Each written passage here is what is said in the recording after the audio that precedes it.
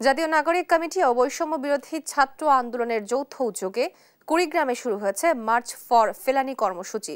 এতে অংশ নিয়েছেন সার্জিস আলম সহ কেন্দ্রীয় সমন্বয়করা। আরো জানাতে সরাসরি যুক্ত হচ্ছেন সহকর্মী জুয়েল রানা।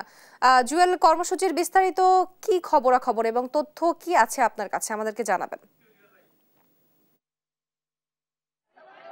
আপনি যেমনটি বলছিলেন, কুড়িগ্রামে বৈষম্য বিরোধী ছাত্র আন্দোলন এবং জাতীয় নাগরিক কমিটির আয়োজনে কিন্তু ফেলানি ফর মার্চ ইতিমধ্যে শুরু হয়েছে। আপনাকে যদি দেখাতে চাই, একটি বিশাল র্যালি কিন্তু কুড়িগ্রাম থেকে রওনা দিয়েছে ফেলানির বাড়ির উদ্দেশ্যে। ফেলানির বাড়ি যেতেই কিন্তু 4 থেকে 5টি জায়গায় কিন্তু পথসভা করার কথা রয়েছে।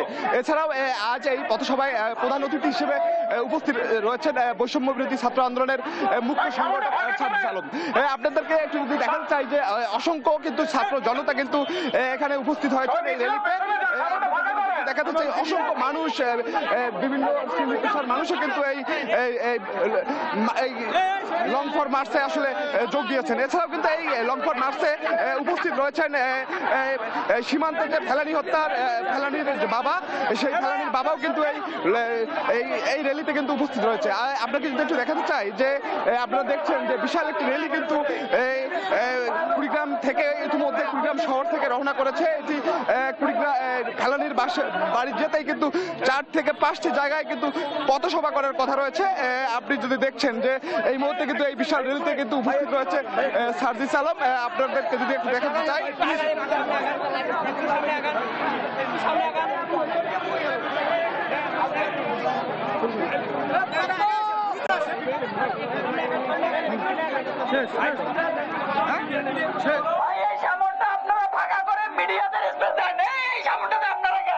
আপনাদেরকে জানিয়ে রাখি, এই সকল সীমান্তে সকল ধরনের হত্যা বন্ধের দাবিতে কিন্তু এই লং ফর মার্চ অনুষ্ঠিত হচ্ছে।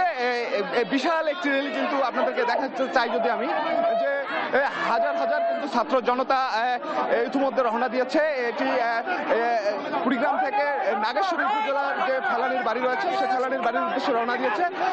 ফেলানির বাড়ি যেতেই কিন্তু 4 থেকে 5টি জায়গায় কিন্তু পথসভা করার কথা রয়েছে। এই আপনাদেরকে আর একটু জানিয়ে রাখি যে এই পথসভায় কিন্তু প্রধান অতিথি হিসেবে উপস্থিত রয়েছেন বৈষম্য বিরোধী ছাত্র আন্দোলনের কেন্দ্রীয় সংগঠক সার্জিস আলম সহ আরো অন্যান্য নেতৃবৃন্দ। আপনাদের যদি একটু দেখাতে চাই যে একটু দেখবেন যে অসংখ্য মানুষ কিন্তু আসলে এই র্যালিতে অংশ নিয়েছে। শুধু ছাত্র